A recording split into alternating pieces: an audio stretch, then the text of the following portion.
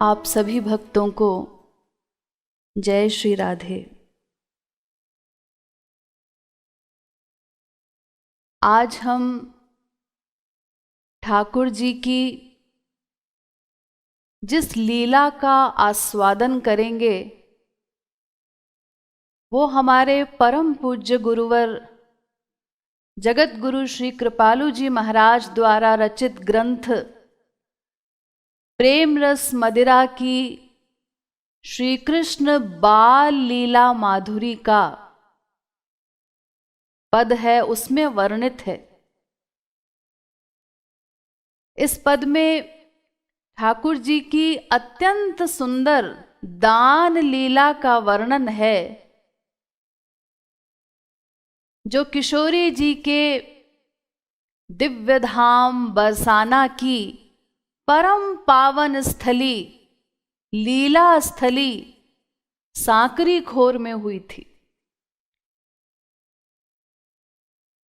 सांकरी खोर का नाम आप में से बहुत लोगों ने सुना होगा, बहुतों ने इस लीला स्थली के दर्शन भी किए होंगे।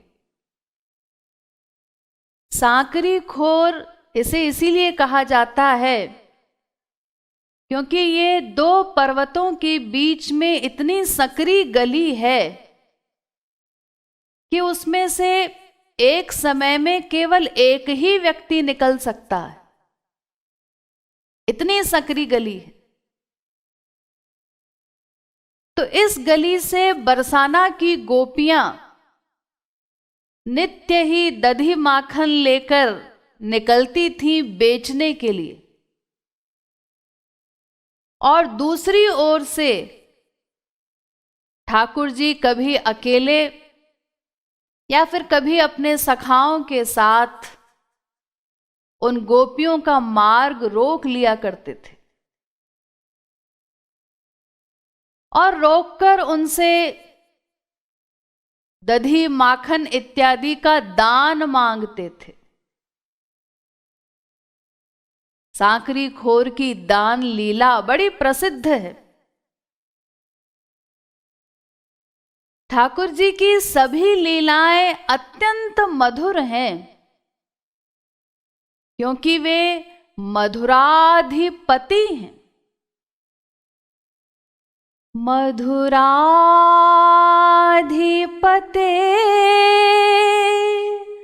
रखिलम मधुरम। उनकी हर चीज मधुर है, प्रत्येक लीला में भी रस ही रस है। यद्यपि लीलाएं भगवान के अन्य अवतारों में भी होती हैं, लेकिन फिर भी सब अवतार मधुर गोविंद राधे कृष्ण लीला मधुराती मधुर बता दे। राधा गोविंद गीत। भगवान के सभी अवतार मधुर हैं, लेकिन फिर भी श्री कृष्ण लीला सर्वाधिक मधुर है। भगवान श्री कृष्ण में 4 माधुरियां एक्स्ट्रा हैं, विशेष हैं, जो अन्य किसी अवतार में नहीं। कौन सी? लीला माधुरी, दूसरी है प्रेम माधुरी, तीसरी रूप माधुरी, और चौथी है मुरली माधुरी। लीला माधुरी सबसे अधिक लीलाएं और सबसे श्रेष्ठ लीलाएं, मधुर लीलाएं कृष्णावतार में हुई है। इसी प्रकार रूप माधुरी, सर्वाधिक आकर्षक रूप कृष्णावतार में प्रकट हुआ।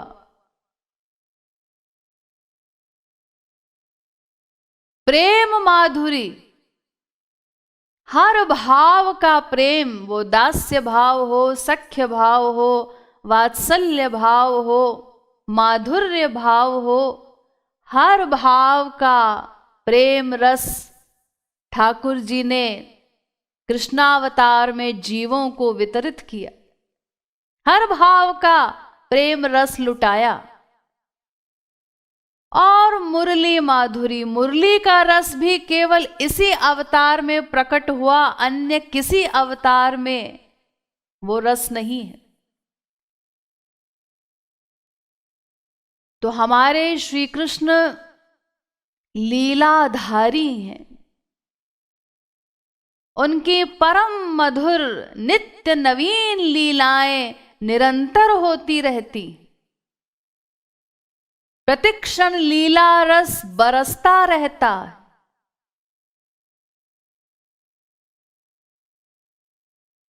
उसी में से आज इस दान लीला का रसास्वादन हमें भी करना है, जिसका वर्णन श्री महाराज जी के इस पद में है, जिसकी स्थाई लाइन है, कान तुम मांगत कैसो दान।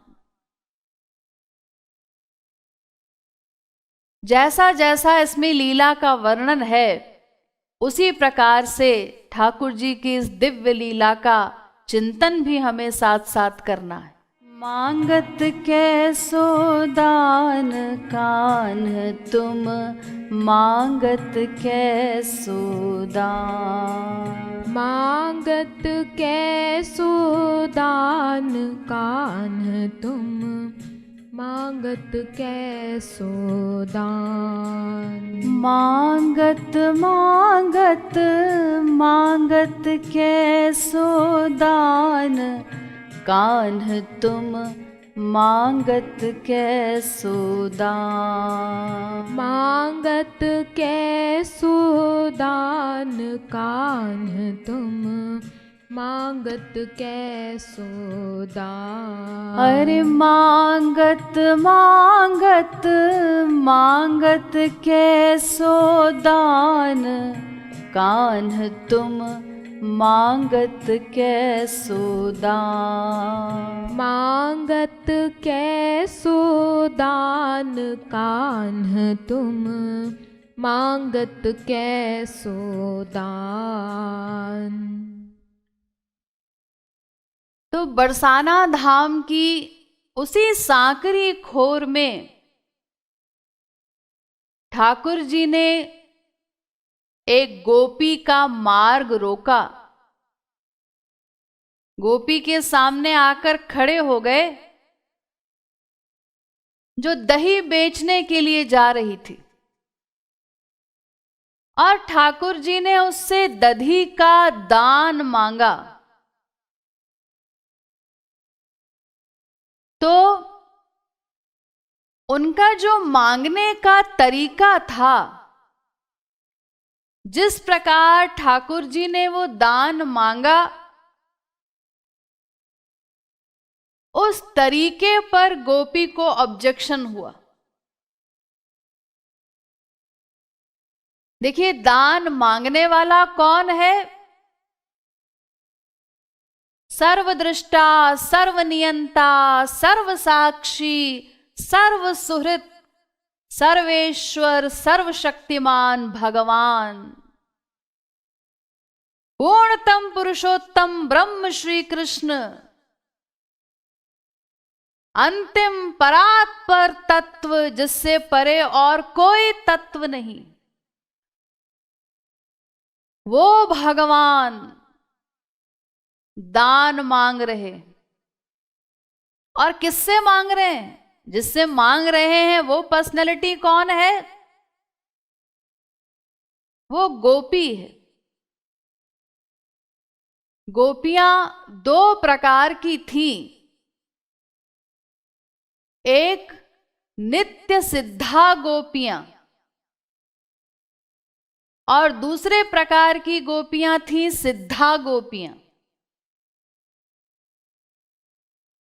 नित्य सिद्धा का मतलब नित्य सिद्धा गोपियां वे हैं जो सदा से माया मुक्त हैं, कभी भी माया के अंडर में नहीं रही, सदा से गोलोक में भगवान के साथ, जो भगवान के पर्सनल पार्षद हैं, परिकर हैं, सहचर सहचरियां, वो है तो जीव, लेकिन सदा से माया मुक्त हैं, कभी माया के अंडर में रहे ही नहीं। तो ऐसी गोपियां भी थी जो गोलोक से आई थी अवतार लेकर। और सिद्धा गोपियां कौन? सिद्धा गोपियां वो हैं जिन्होंने एक दिन साधना करके, तपश्चर्या करके, प्रयत्न करके, कृपा द्वारा श्री कृष्ण के रस को प्राप्त किया। तो सिद्धा गोपी हम सभी बन सकते हैं अगर हम किसी रसिक महापुरुष की शरण ग्रहण कर लें और गोपी प्रेम की जो साधना वो महापुरुष हमें बताए, उस साधना को हम ठीक ठीक करें, तो उस साधना के द्वारा एक दिन हम अपने परम चरम लक्ष्य को प्राप्त करके, गोपी प्रेम प्राप्त करके गोपी बन जाएंगे, गोलोक चले जाएंगे, हम भी गोपी बन जाएंगे। लेकिन हम सिद्धा गोपी कहलाएंगे, उस श्रेणी में रहेंगे। नित्य सिद्धा जो गोपियां हैं वहां तक कोई नहीं पहुंच सकता, चाहे कोई कितनी ही साधना कर ले, शरणागति कर ले, कुछ करे, हम सिद्धा गोपी बन सकते हैं। लेकिन नित्य सिद्धा गोपियां तो वो ही रहेंगी, उनकी सीट कोई नहीं ले सकता। ललिता, विशाखा, तुंग विद्या इत्यादि ये सब जो महासखियां हैं, ये सब नित्य सिद्धा है। बाकी जितने जीव हैं हमें उनकी अनुचरी बनकर रहना होगा। अगर हम भी सिद्धा गोपी बनते हैं या जो अन्य सिद्धा गोपियां हैं वो सब उनकी अनुचरी बनकर रहती हैं, दासी बनकर, किंकरी बनकर के। नित्य सिद्धा गोपियां वे ही रहेंगी। तो नित्य सिद्धा गोपियों में भी दो प्रकार की गोपियां थी, एक अनूढ़ा और एक प्रौढ़ा। ये दो प्रकार की गोपियां थी।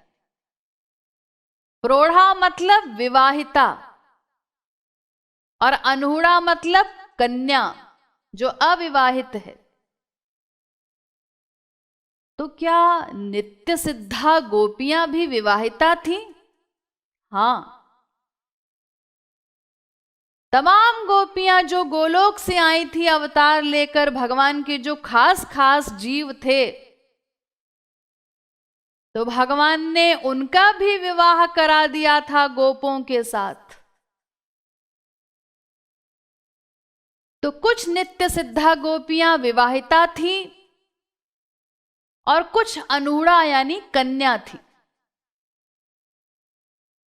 तो जो कन्या है वो स्वकीया है और जो विवाहित गोपी है वो परकीया है। तो परकीया भाव का जो प्रेम है, परकीया मतलब उसके पति है लेकिन वो चोरी चोरी प्रेम करती है श्री कृष्ण से। परकीया भाव का प्रेम स्वकीया से श्रेष्ठ माना गया है, बड़ा माना गया है। क्यों? क्योंकि इस प्रेम में मर्यादा होती है, बंधन होता है, कभी कभी प्रियतम मिलते हैं, इसीलिए उसमें रस की वृद्धि होती है।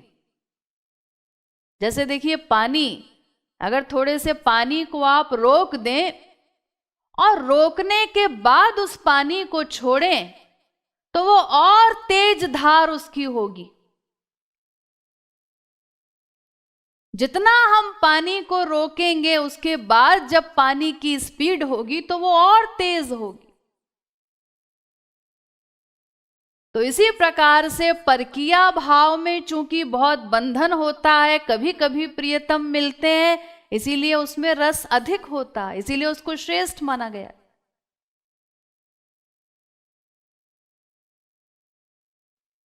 इसी प्रकार जो सिद्धा गोपियां थी वो भी दो प्रकार की थी।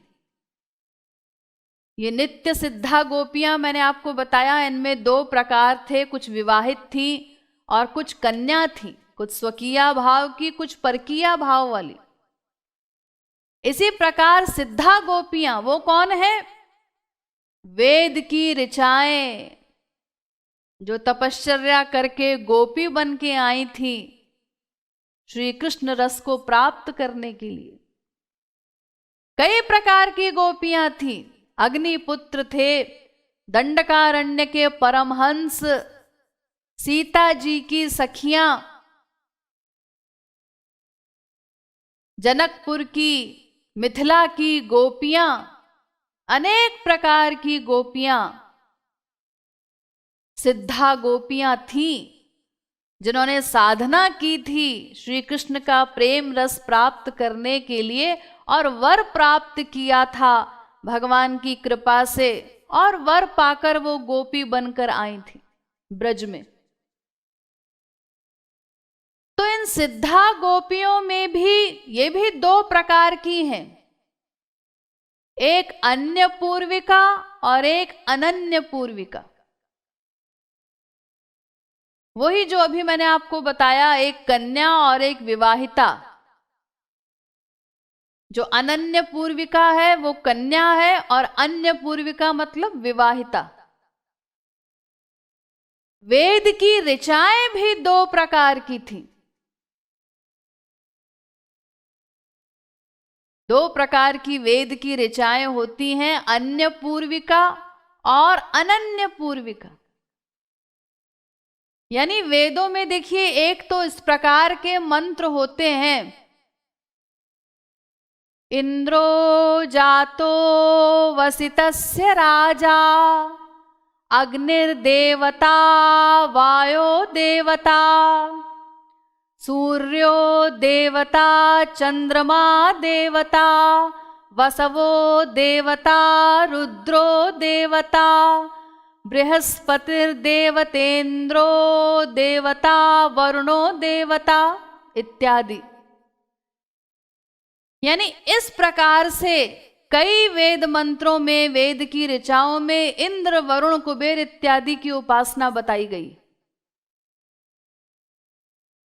यद्यपि यहां पर जो इंद्र, वरुण, कुबेर इत्यादि शब्द हैं वो सब ब्रह्मवाच्य हैं, ब्रह्म का निरूपण करते हैं, लेकिन फिर भी डायरेक्ट यहां ब्रह्म का प्रतिपादन नहीं है, इनडायरेक्टली ब्रह्म का प्रतिपादन करती हैं ये वेद की ऋचाएं। तो ये कहलाती हैं अन्य परक श्रुतियां। और जो अनन्य पराश्रुतियां हैं, अनन्य पूर्विका, वो क्या करती हैं? वो डायरेक्ट ब्रह्म का निरूपण करती हैं। जैसे सत्यम ज्ञानम अनंतम ब्रह्म, डायरेक्ट ब्रह्म का निरूपण हो रहा है, ब्रह्म का नाम आ रहा है। तो ये वेद की ऋचाएं भी दो प्रकार की थी। सिद्धा गोपियां, इनके दो प्रकार थे, अन्य पूर्विका और अनन्य पूर्विका, यानी कन्या और विवाहिता। जो डायरेक्ट निरूपण कर रही हैं सत्यम ज्ञानम अनंतम ब्रह्म, वो अनन्य पूर्विका है, और जो इनडायरेक्ट निरूपण हो रहा है, इंद्रो जातो वसितस्य राजा, वो विवाहिता है, अन्य पूर्विका श्रुतियां हैं। तो दो प्रकार की ही ये सिद्धा गोपियां भी थी, विवाहिता और कन्या, स्वकीया और परकीया। तो यहां जिस गोपी से बात हो रही है ठाकुर जी की, वो कौन है? वो परकीया भाव वाली और गोलोक से आई है, नित्य सिद्धा गोपी है। और जो दान मांग रहे हैं वो श्री कृष्ण, वो भी डायरेक्ट गोलोक के अध्यक्ष हैं। यानी दोनों पार्टी तगड़ी हैं। तो जब श्री कृष्ण ने दान मांगा, देखिए उनको भी मांगने की आवश्यकता पड़ गई किसी जीव से। गोलोक के अध्यक्ष स्वयं पूर्णतम पुरुषोत्तम ब्रह्म श्री कृष्ण, और वो एक जीव से मांग रहे। ये गोपी प्रेम का वैलक्षण्य है।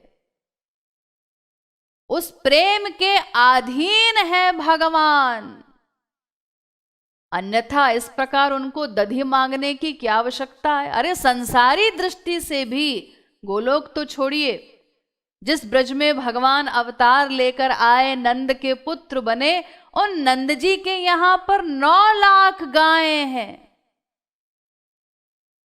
और कैसी गायें, आजकल की गायों जैसी मरियल गाय नहीं थी। हट्टी कट्टी ऐसी गायें जो मनो दूध देती थी। और खाने वाले 2 ही लड़के, कृष्ण बलराम। और उसके बाद भी ये गली गली जाकर दधी मांगते फिर रहे। हाँ, ये उसी प्रेम का कमाल है जिसकी वंदना की है रसिकों ने। अहो चित्रमहो चित्रम वंदे तत्प्रेम बंधनम यद्बद्धम मुक्तिदम मुक्तम ब्रह्म क्रीड़ा मृगीकृतम। उस प्रेम की वंदना करते हैं रसिक लोग जिस प्रेम के बंधन में है भगवान। उस प्रेमा शक्ति का ऐसा कमाल है कि भगवान स्वयं जीवों के हाथ का, भक्तों के हाथ का खिलौना बन जाते हैं। जैसा चाहे भगवान को नचाते हैं भक्त लोग। अरे कैसी कैसी दुर्दशा ब्रज में हो रही है। कहीं कोई बांध देता है उनको, कहीं कोई डांट देता है, कहीं कोई गोपी जरा सी छाछ के लिए करोड़ों नाच नचाती है कन्हैया को। ताही अहीर की छोहरिया छछिया भर छाछ पे नाच नचावती।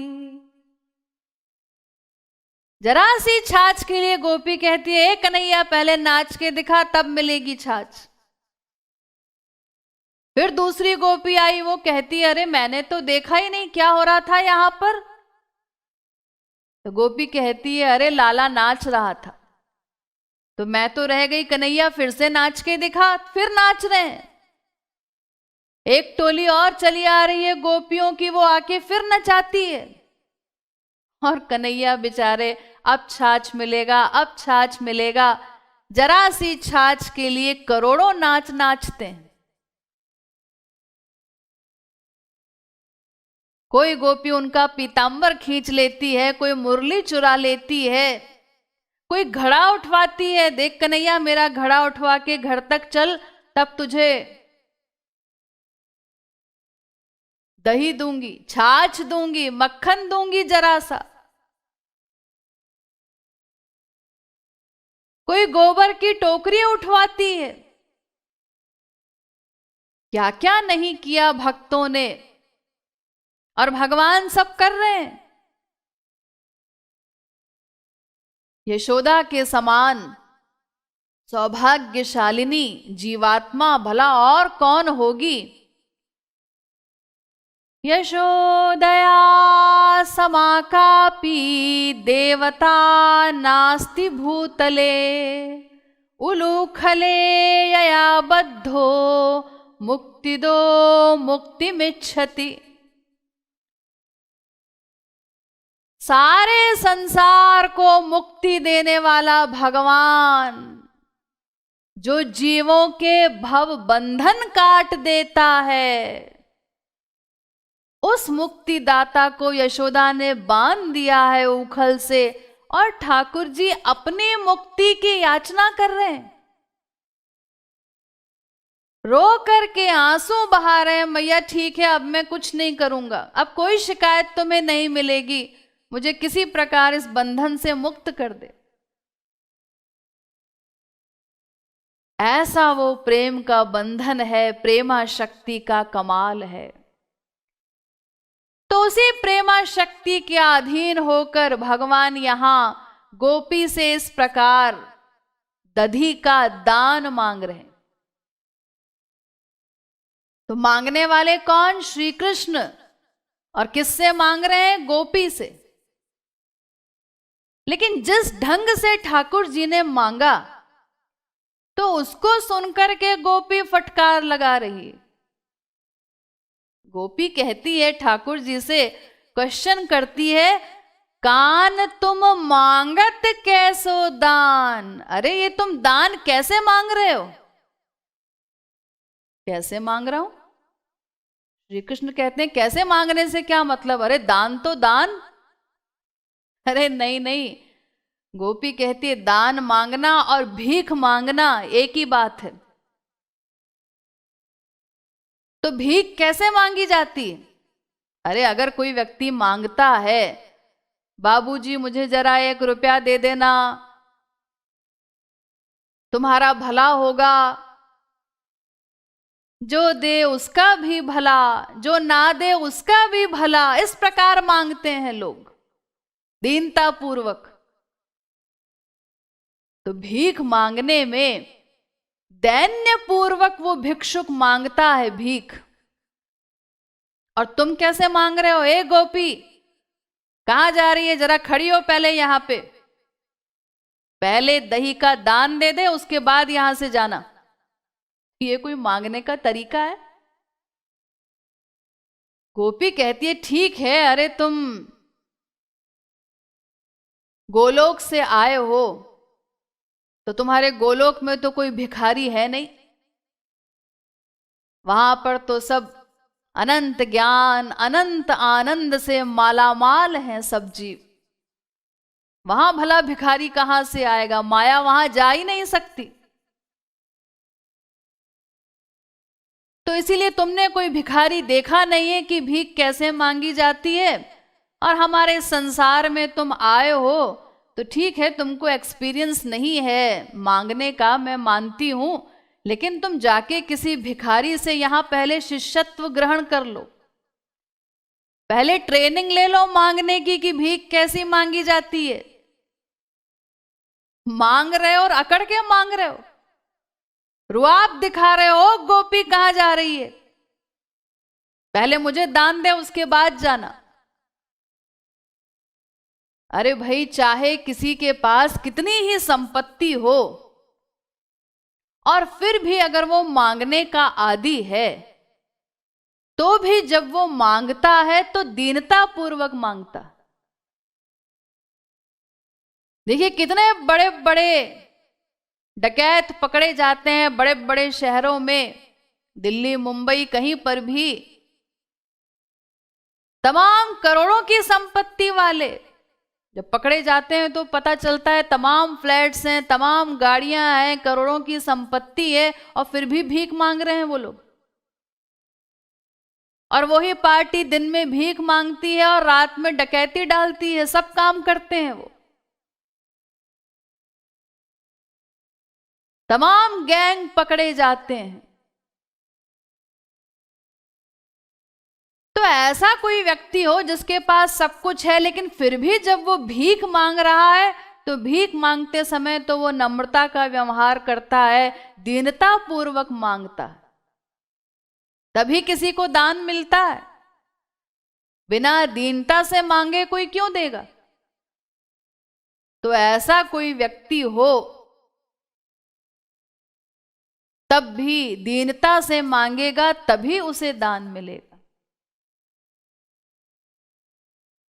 तो एक तो किसी को किसी सामान की आवश्यकता हो तब कोई मांगे, तब तो अलग बात है, और फिर दीनता से मांगे। तो गोपी यहाँ ठाकुर जी से कहती है, अरे भाई तुम्हारे पिता के यहाँ नंद के लड़के हो तुम, 9 लाख गाय जिनके घर में है, खाने को नहीं मिलता क्या तुमको घर में? 9 लाख गाय हैं नंद जी के, और फिर भी तुम दान मांग रहे हो। और दूसरी बात, मांग कैसे रहे हो? मांग भी रहे हो तो अकड़ के मांग रहे हो, चिल्लाकर कि ये गोपी कहां जा रही है, पहले देना पड़ेगा।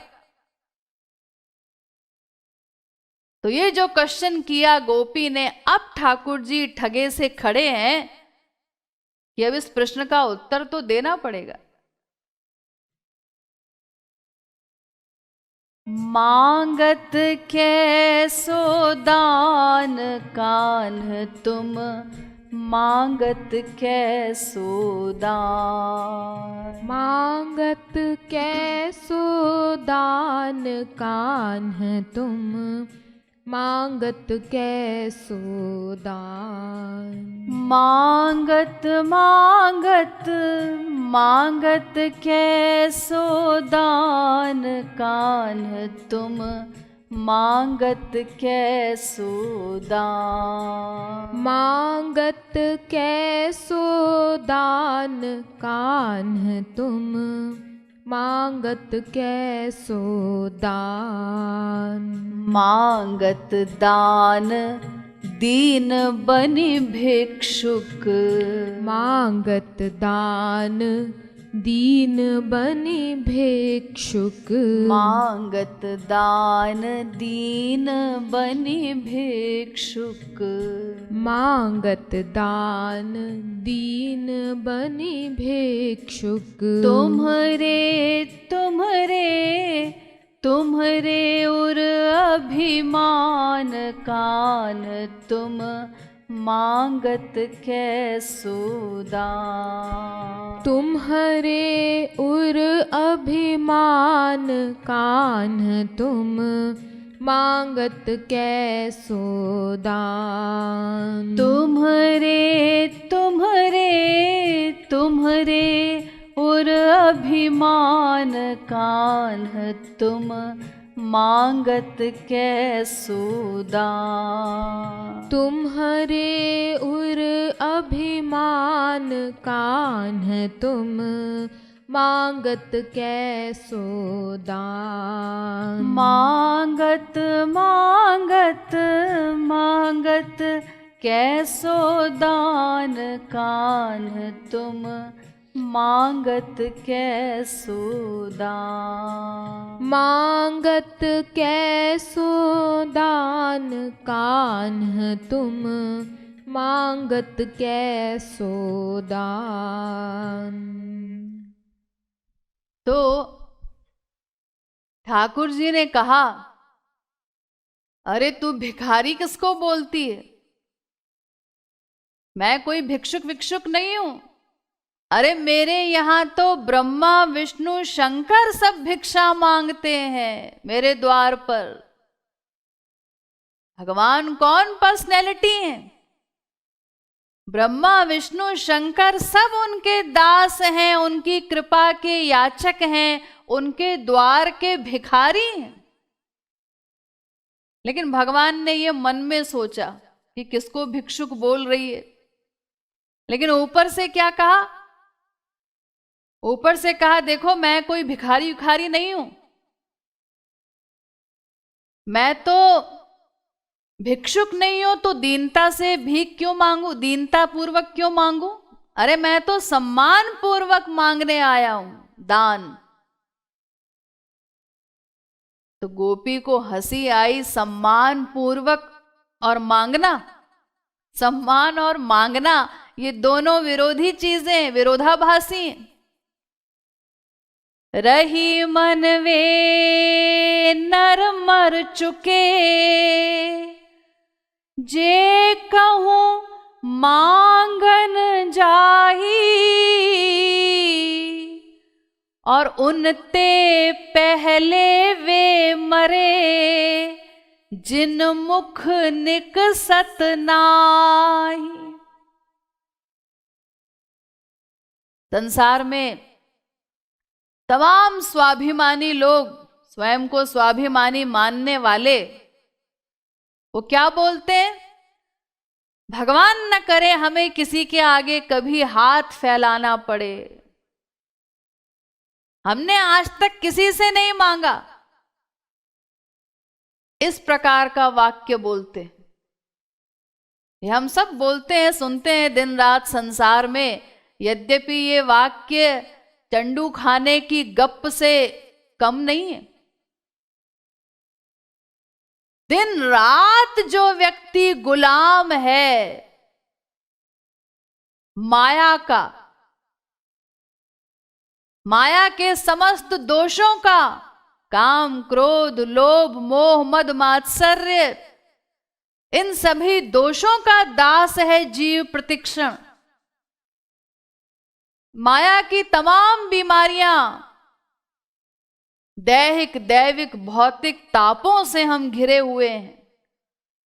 सात्विक, राजस, तामस गुण हम पर हावी हैं, उनसे हम घिरे हुए हैं। राग, द्वेष, अभिनिवेश, अविद्या, अस्मिता, ये पंच क्लेश, ये हमको घेरे हुए हैं और प्रतिक्षण हम इनके बंधन में हैं, बंधे हुए हैं, घिरे हुए हैं, इन दोषों से अभिभूत हैं। ऐसा नहीं कि ये दासता कुछ देर की हो, कभी कभी हम इनके गुलाम बन जाते हो, ऐसा नहीं। अनादिकाल से, जब से माया है, तब से हम माया के दास हैं, माया की गुलामी कर रहे हैं दिन रात प्रतिक्षण, क्योंकि हम कामनाओं के गुलाम हैं।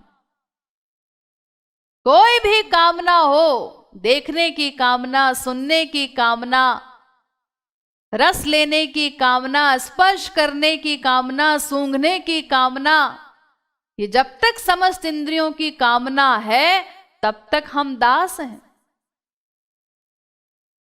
यहां तक कि जब हम सारा संसार छोड़कर सोने चले जाते हैं, उस समय भी हम दास हैं विश्राम के, थकान के। अब सो जाएं तो फिर हमारे बॉडी पार्ट सब ठीक से काम करें, कुछ रेस्ट मिले तो फिर दोबारा काम करें, सवेरे उठकर काम कर पाएंगे। हर क्षण हम दास हैं, हर क्षण भीख मांग रहे हैं। अनंत जन्मों से अनंत बार मां के आगे गिड़गिड़ाए, बाप के आगे, बेटे के आगे, सबसे हम आनंद मांगते रहे, आनंद के लिए गिड़गिड़ाते रहे सबके आगे। और उसके बाद भी इतना अहंकार, ऐसे ऐसे वाक्य हम लोग बोलते हैं कि अगर गुरु भी हमसे कह दे कि अपने पारमार्थिक कल्याण के लिए तुम चंदा करो, डोनेशन के लिए जाओ, तो हम क्या कहते हैं? देखिए गुरुजी, आप मुझसे जो कहें हम कर देंगे, लेकिन ये डोनेशन हमसे नहीं होगा। क्यों? क्योंकि अगर किसी सामने वाले ने मना कर दिया कि भाई हम तो किसी धार्मिक ट्रस्ट में देते ही नहीं, तो फिर हमारी इंसल्ट हो जाएगी। हाँ, क्योंकि भगवान से आगे वाली पर्सनैलिटी है हम लोग। ऐसी ऐसी शान बघाड़ता है ये जीव कि लोग देखकर हंसेंगे और कहेंगे कि अगर कहीं गप कंपटीशन हो तो इसका नंबर टॉप पर होगा। तो यद्यपि संसार में इस प्रकार के वाक्य हम लोग बोला करते हैं, लेकिन प्रतिक्षण हम भिक्षुक हैं। तो यहां पर ठाकुर जी कहते हैं कि गोपी से कहते हैं, देखो भाई, क्योंकि मैं भिखारी हूं ही नहीं, तो तुम्हारा ये पॉइंट ही कट गया कि तुम भिक्षुक हो तो दीनता पूर्वक मांगो। जब मैं भिक्षुक नहीं हूं, मैं तो सम्मान से दान मांगने आया हूं। तो गोपी कहती है, कैसे? अरे भाई गवर्नमेंट वो क्या करती है, टैक्स लेती है हमसे, इनकम टैक्स, खोपड़ा टैक्स, तमाम टैक्स होते हैं। तो गवर्नमेंट इस प्रकार नहीं मांगती कि सेठ जी टैक्स भर दीजिए, दीनता पूर्वक नहीं मांगती। अरे वहां तो अगर तुम नहीं भरोगे तो कार्रवाई हो जाएगी। सेठ जी को जाना पड़ता है कोर्ट में, खुशामद करनी पड़ती है, टैक्स अलग भरो, खुशामद अलग करो, और भी तमाम प्रकार के उपाय करते हैं संसार में लोग कि टैक्स ज्यादा न लगे। तो गोपी कहती है कि भाई या तो कोई राजा हो और वो सम्मान पूर्वक मांगे, जैसे गवर्नमेंट टैक्स मांगती है और सबको देना पड़ता है, तो तुम राजा भी नहीं हो।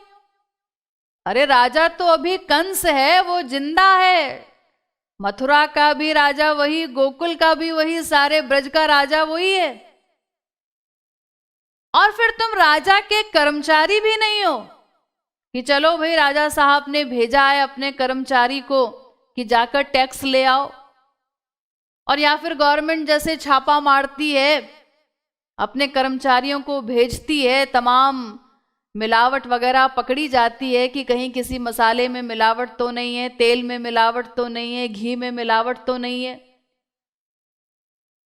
तो ऐसा भी नहीं है कि इस प्रकार से तुमको कंस ने भेजा है कि जाओ जाकर तुम कहो कि हम चखने के लिए आए हैं, तुम्हारा दही टेस्ट करने के लिए कि सही दही है कि नहीं, कहीं किसी को बीमारी तो नहीं लग जाएगी, खट्टा तो नहीं है, कोई बीमार तो नहीं पड़ जाएगा खाके।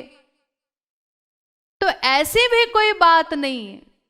तो गोपी कहती है ये दोनों चीजें एक साथ नहीं हो सकती कि कोई दान भी मांगे और सम्मान से मांगे, जबकि वो राजा भी न हो, राजा का कर्मचारी भी न हो। तो तुम तो भिक्षुक हो, इसीलिए अगर दीनता पूर्वक मांगते हो तो तुम्हें मिल सकता है, बाकी सम्मान पूर्वक मांगना क्या होता है। ठाकुर जी कहते हैं अरे मैं तो ठीक ही कह रहा हूं, तुम्हारी अकल काम नहीं कर रही।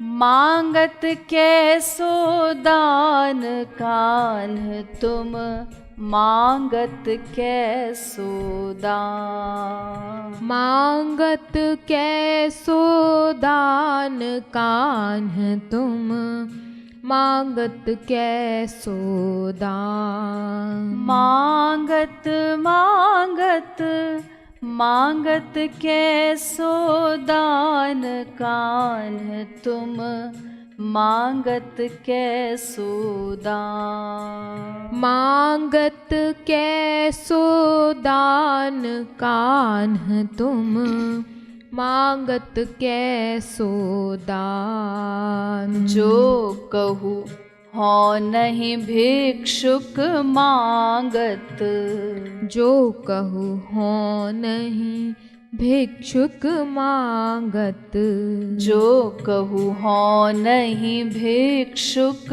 मांगत, जो कहूँ हो नहीं भिक्षुक मांगत। दान सहित सम्मान कान्ह तुम, मांगत कैसो दान। दान सहित सम्मान कान्ह तुम, मांगत कैसो दान। दान सहित सम्मान कान्ह तुम, मांगत कैसो दान। दान सहित सम्मान कान्ह तुम, मांगत कैसो दान। ओ मांगत मांगत मांगत कैसो दान कान्ह तुम,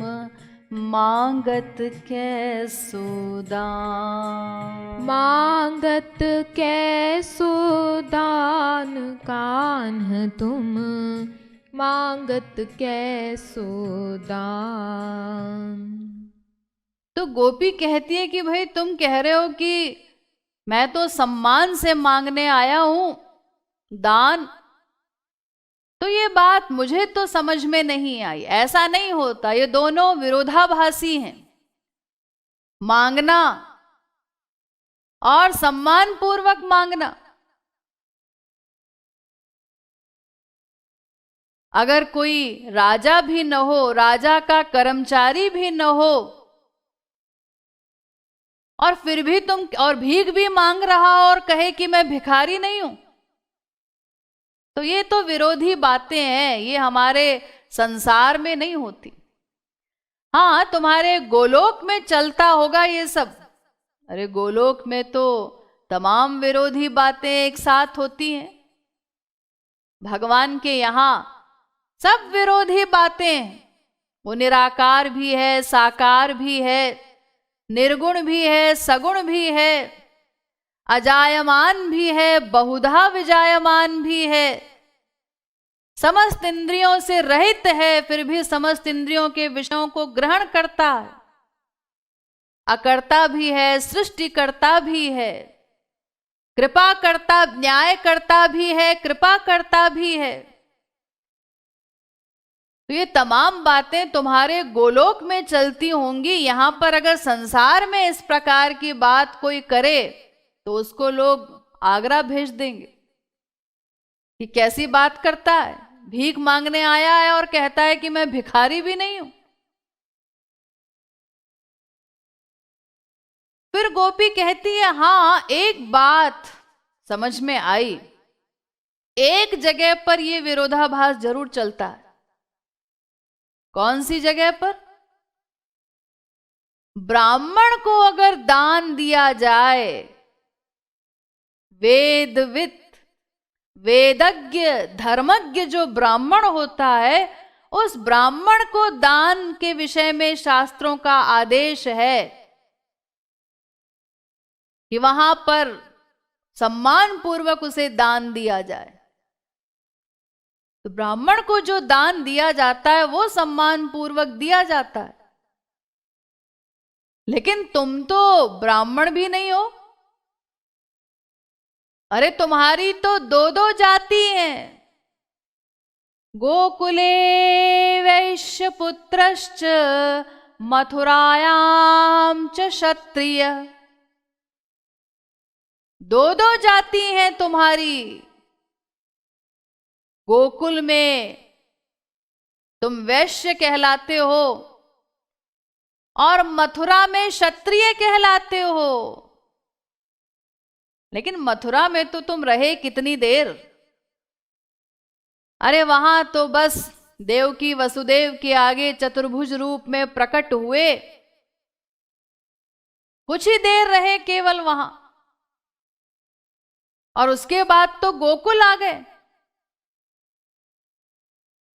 और यहां पर गोकुल में यशोदा के यहां तो बकायदा अंतःकरण में भी आए और शिशु रूप में, बाल रूप में आए सीधे। यहां पर कोई चतुर्भुज रूप नहीं दिखाया। तो यहां पर तुम वैश्य हो।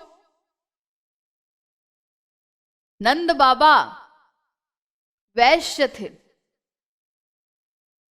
और वसुदेव क्षत्रिय थे, जबकि ये दोनों भाई भाई हैं। नंद बाबा, ये 5 भाई थे, नंद, सुनंद, उपनंद वगैरह, और वसुदेव अकेले थे अपनी मां के। नंद और वसुदेव, इनके पिता एक ही थे, क्षत्रिय, लेकिन उनकी 2 श्रीमतियां थीं। एक श्रीमती वैश्य कन्या थी और एक श्रीमती क्षत्रिय कन्या थी।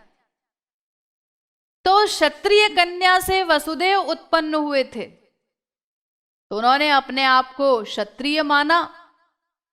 लेकिन नंद वो वैश्य कन्या से उत्पन्न हुए थे, तो उन्होंने अपनी मां का गोत्र स्वीकार किया, स्वयं को वैश्य ही माना कि मेरी मां वैश्य कन्या थी तो मैं वैश्य हूं। और वही कर्म किया वैश्यों का जो कर्म होता है, पशुपालन, इत्यादि उसी कर्म को किया। तो गोपी कहती है, अरे क्षत्रिय तुम, मथुरा में तुम्हारी जाति क्षत्रिय मानी जाती है, वसुदेव पुत्र कहलाते हो, लेकिन मथुरा में तो तुम केवल जरा सी देर रहे थे, वहां तो केवल प्रकट हुए और थोड़ी ही देर में रातों रात वहां से भागे डरकर कि कहीं सवेरा हो जाए, कुछ गड़बड़ ना हो जाए। और उसके बाद गोकुल में ही तुम पले बड़े हो, यहीं पर तुमने यशोदा का पेय पान किया है। अरे शरीर तो न नंद से बना न वसुदेव से, किसी के रजवीर के संयोग से नहीं बना। भगवान का शरीर तो अलौकिक है, दिव्य है, चिन्मय है। लेकिन दूध पीना इत्यादि जो क्रियाएं हुई, वो तो यशोदा का दूध तुमने पिया है। ये सब क्रियाएं तो हुई हैं गोकुल में। तो इसीलिए तुम तो वैश्य पुत्र हो, ब्राह्मण नहीं हो तो सम्मान पूर्वक दान किसी वैश्य को दिया जाए। और चलो वैश्य नहीं भी हो तो भी क्षत्रिय हो, कम से कम ब्राह्मण तो तुम नहीं हो। तो किसी शास्त्र में ये विधान नहीं है, कहाँ ये लिखा है कि किसी वैश्य को भी सम्मान पूर्वक दान दिया जाए, बनिया बट्टू को, और या फिर क्षत्रिय को दान दिया जाए। ये तो ब्राह्मण के लिए ही नियम है शास्त्रों में कि ब्राह्मण को चाहे खुशी खुशी कोई व्यक्ति दान करे अपनी इच्छा से, और चाहे ब्राह्मण मांगे रुआब से, लेकिन वो दान श्रद्धा सहित करना है। वहां ये नियम है, श्रद्धया देयम। अश्रद्धया हुतम दत्तम तपस्तप्तम कृतंचयत असदित्युच्यते पार्थ न च तत्प्रेत्य नो इह। गीता में कहा गया कि दान दिया जाए तो श्रद्धा पूर्वक ही दिया जाए। अश्रद्धा के द्वारा दिया गया दान वो तो तामस दान है, उसका परिणाम नरक मिलता है। तो किसी ब्राह्मण को दान दो तो श्रद्धा पूर्वक दो, और गुप्त होना चाहिए वो दान। ये तमाम नियम है दान के विषय में। तो ब्राह्मण को इस प्रकार दान दिया जाता है, जो बात तुम कर रहे हो कि मैं सम्मान पूर्वक मांगने आया हूं, सम्मान के साथ मांगने, ये बात केवल ब्राह्मण के विषय में चलती है। और तुम तो फिर, तुम्हारी तो जाति का ही पता नहीं है, और अगर हो भी तो दो दो जाति हैं, वैश्य हो या क्षत्रिय हो, ब्राह्मण तो तुम नहीं हो, इसीलिए तुमको इस प्रकार दान नहीं मिल सकता। तुमको तो दीनता पूर्वक मांगना पड़ेगा, तभी दही मैं तुमको दे सकती हूं, और कोई उपाय नहीं। मांगत कैसो दान कान तुम, मांगत कैसो दान। मांगत कैसो दान कान्ह तुम, मांगत कैसो दान। मांगत मांगत मांगत कैसो दान कान्ह तुम, मांगत कैसो दान। मांगत कैसो दान कान्ह तुम, मांगत कैसो दान। तो सुन ऐसो दान द्विजन कह। तो सुनु ऐसो दान द्विजन कह। तो सुन ऐसो दान द्विजन कह। तो सुन ऐसो दान द्विजन कह।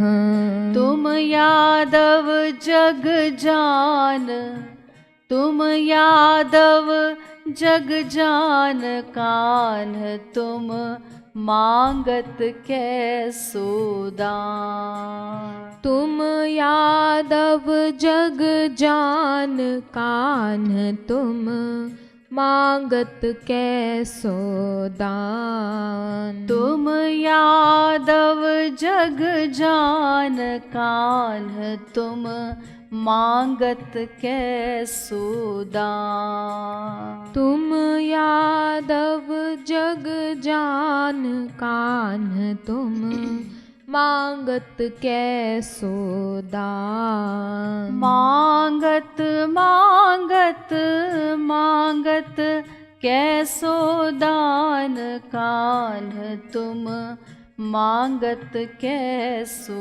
दान। मांगत कैसो दान कान्ह, तुम मांगत कैसो दान। ओ मांगत मांगत मांगत कैसो दान कान्ह, तुम मांगत कैसो दान। मांगत कैसो दान कान्ह, तुम मांगत कैसो दान।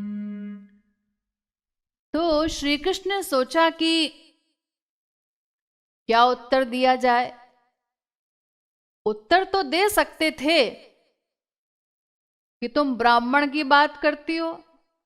अरे ब्राह्मण, क्षत्रिय, वैश्य, शूद्र, ये सब वर्ण भगवान के ही तो बनाए हुए हैं, भगवान के ही बाद हुए हैं। मनु, मनु की संतान है सब मनुष्य, वो ब्राह्मण हो, क्षत्रिय हो, वैश्य हो, शूद्र हो, कोई हो, सब मनु की संतान है, मनु से उत्पन्न हुए हैं। और मनु किसके बेटे हैं? ब्रह्मा के। और ब्रह्मा किसके बेटे हैं? श्री कृष्ण के। तो फिर ब्राह्मणों के बाप के बाप के बाप तो श्री कृष्ण ही हुए। वेद कहता है ब्राह्मणोस्य मुखमासीत् बाहुराजन्यः कृतः ऊरु तदस्य यद्वैश्यः पद्भ्याग्वं शूद्रो अजायत। वेद कहता है भगवान के मुख से ब्राह्मण उत्पन्न हुए। बाहुराजन्य कृत, बाहु से, भुजाओं से क्षत्रिय उत्पन्न हुए। जंघा से वैश्य उत्पन्न हुए और चरण के निचले हिस्से से शूद्र उत्पन्न हुए।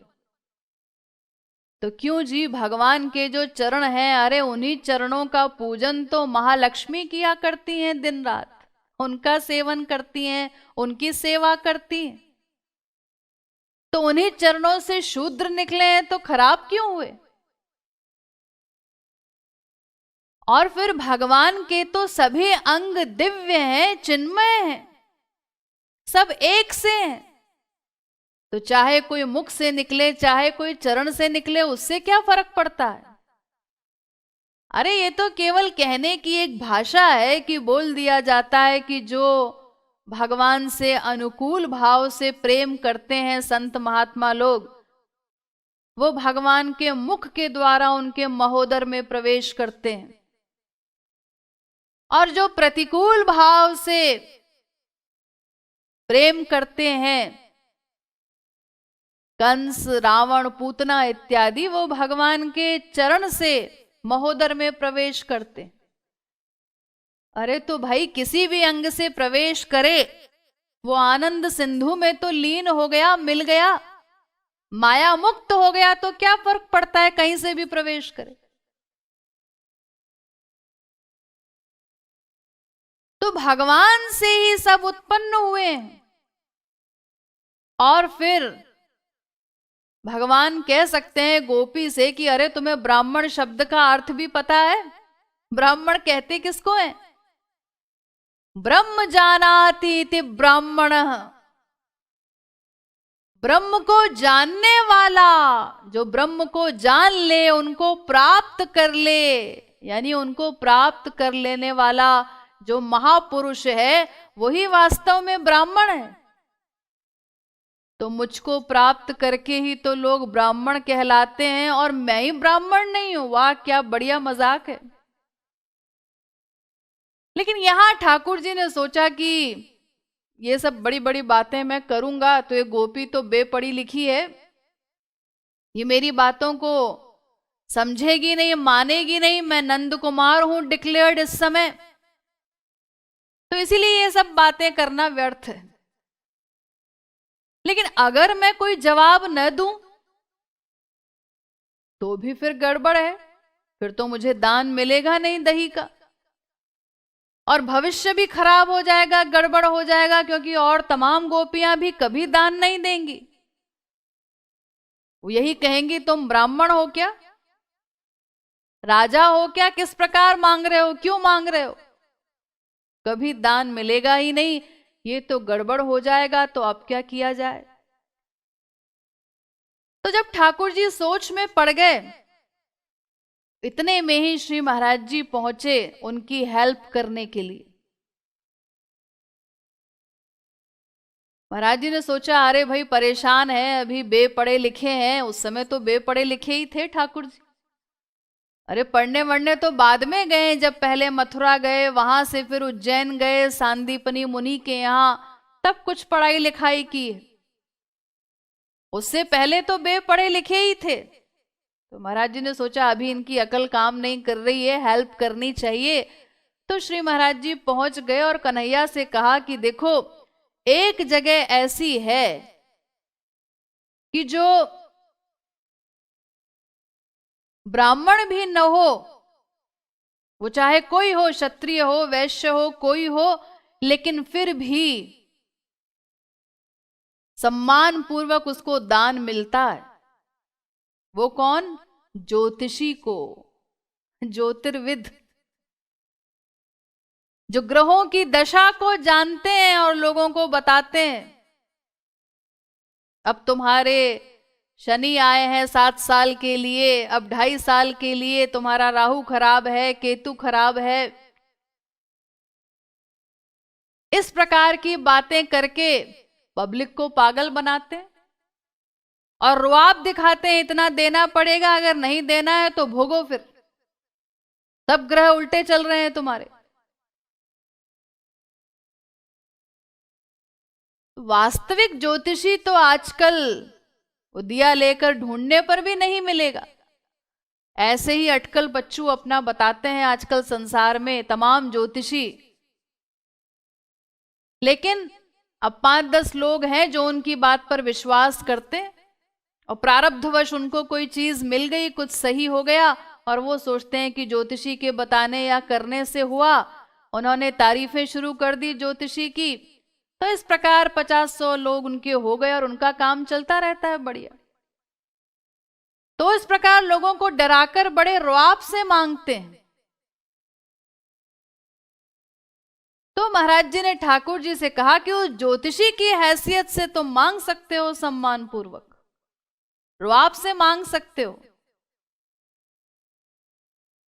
तो ठाकुर जी ने गोपी से यही बात कही, ओ गोपी देवी, तुम्हारे ग्रह बड़े खराब चल रहे हैं, इसीलिए दान मांग रहा हूं तुझसे, चुपचाप दे दे, अन्यथा तेरा अनिष्ट हो जाएगा। तमाम लोग आपने देखा होगा संसार में आज भी होता है, सोशल मीडिया पर भी चलता है, कोई लाइन लिख देते हैं, कहीं लेटर में लिख दीजिए आप या कहीं पर भी, कि इस लेटर को ये शब्द लिखकर या ये वाक्य लिख करके आगे 12 जगह पर सेंड कर दो तो तुम अनिष्ट से बच जाओगे। और भोले भाले लोग करते रहते हैं ऐसा।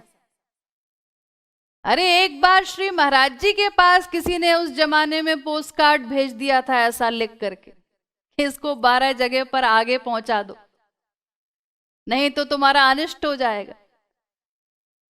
जो इतने खरा खरा बोलने वाले हैं इस सारी जोकरी का खंडन करने वाले उनके पास भी भेज दिया। और भेजने वाला कितना भोला होगा कि एड्रेस में उसने जगत गुरु शब्द लिखा। इसका मतलब उसे पता था कि श्री महाराज जी कौन पर्सनैलिटी हैं, जगत गुरु हैं। तो क्या वो उसकी बात को फॉलो करेंगे, इस मूर्खता की बात को, कि इसको आगे भेजेंगे 12 जगह पर? लेकिन उसने सोचा हमें तो जिन जिन का एड्रेस पता है, हम तो भेज करके छुट्टी करें, हमारा अनिष्ट होने से बच जाए, आगे जिसका होना हो होता रहे। इसीलिए भेज दिया बेचारे ने। तो इस प्रकार लोग डर जाते हैं ऐसी बातों को सुन करके। ठाकुर जी ने इसी प्रकार गोपी को डराना प्रारंभ किया और उससे कहते हैं कि देख गोपी, तेरे ग्रह बड़े खराब चल रहे हैं, अगर अपना हित चाहती है तो चुपचाप दान दे दे, और नहीं तो फिर तेरा ही अनिष्ट होगा।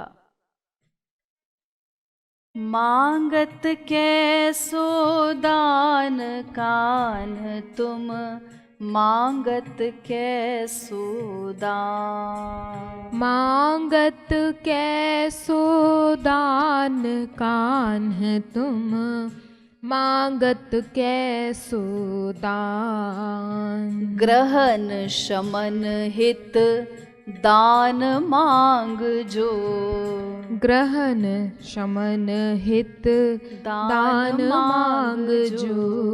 ग्रहण शमन हित दान मांग जो। ग्रहण शमन हित दान मांग जो।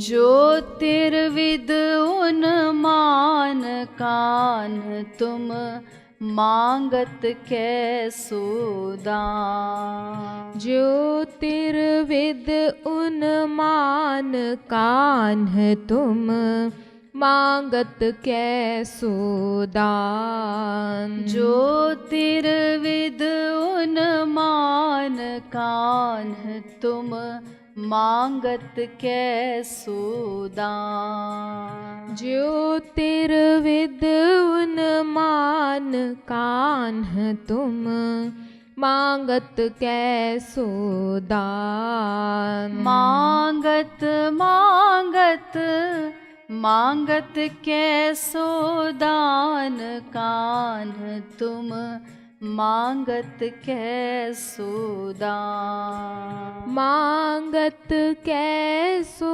दान कान्ह तुम, मांगत कैसो दान। तो जब इस प्रकार गोपी को डराने लगे ठाकुर जी, तो श्री महाराज जी ने सोचा कि इन्होंने तो, मैंने तो एक उपाय बताया था और इन्होंने तो डराना प्रारंभ कर दिया गोपी को ज्योतिषी बन करके। तो अब गोपी की भी हेल्प करनी चाहिए। और रस की वृद्धि की दृष्टि से भी श्री महाराज जी गोपी के पास पहुंच गए और उस गोपी से कहा कि अरे तू भी कह देना इनको कि मेरे तो सारे ग्रह अनुकूल हैं। सारे ग्रह अनुकूल हैं क्योंकि स्वयं श्याम सुंदर मुझसे भिक्षा मांग रहे हैं, तो और कौन उसके प्रतिकूल होगा। अरे ये ग्रह व्रह जैसी छोटी मोटी पर्सनैलिटियां, ये सब पर्सनैलिटीज उसको तंग करती हैं जो भगवान के शरणागत नहीं है। लेकिन जो भगवान की शरण में चला गया, उन शरणागत जीवों की ओर ही ये आंख उठाकर नहीं देखते ग्रह वगैरह।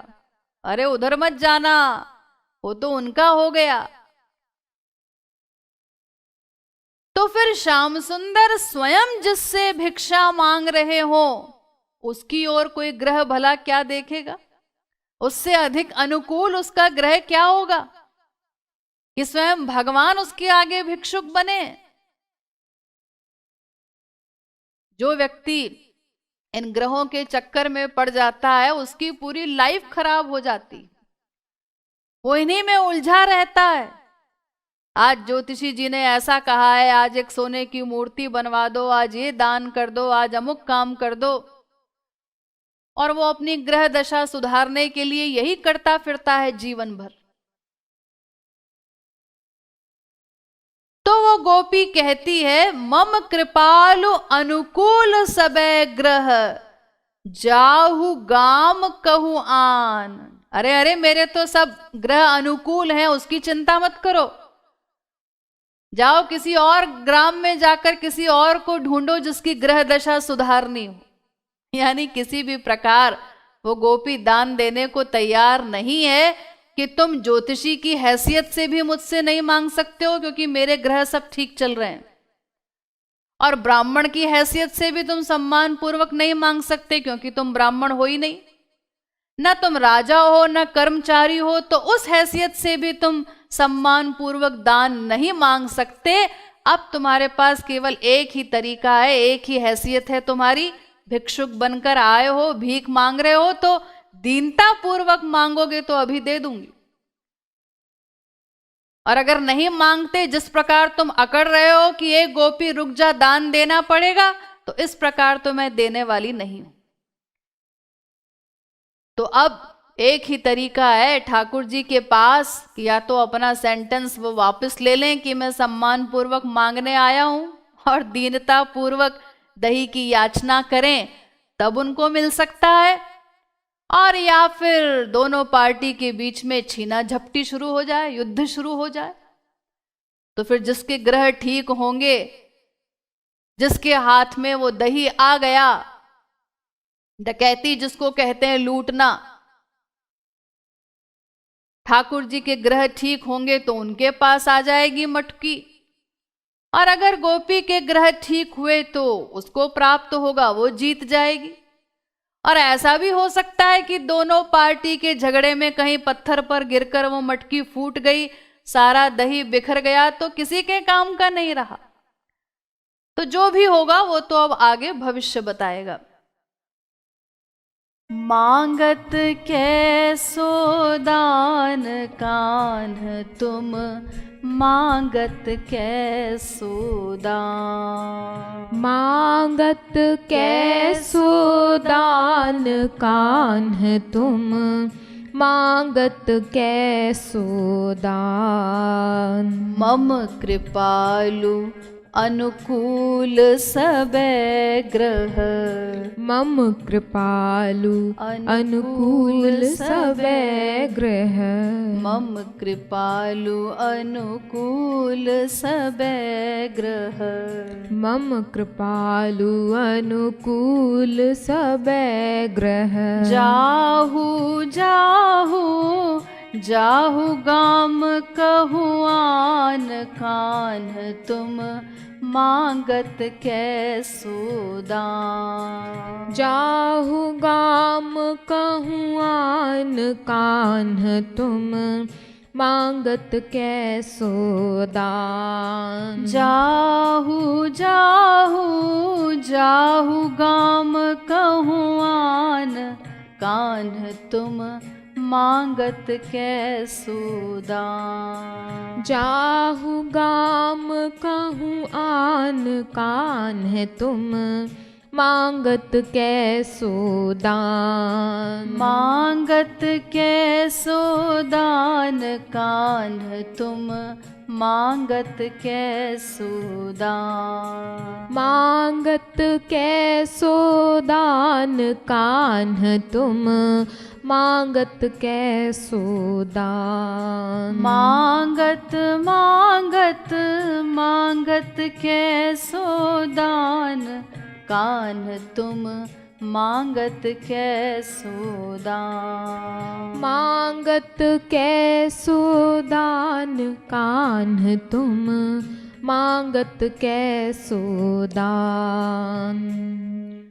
वृंदावन बिहारी लाल की जय। श्रीमद् सद्गुरु सरकार की जय। जय जय श्री राधे, जय जय श्री राधे,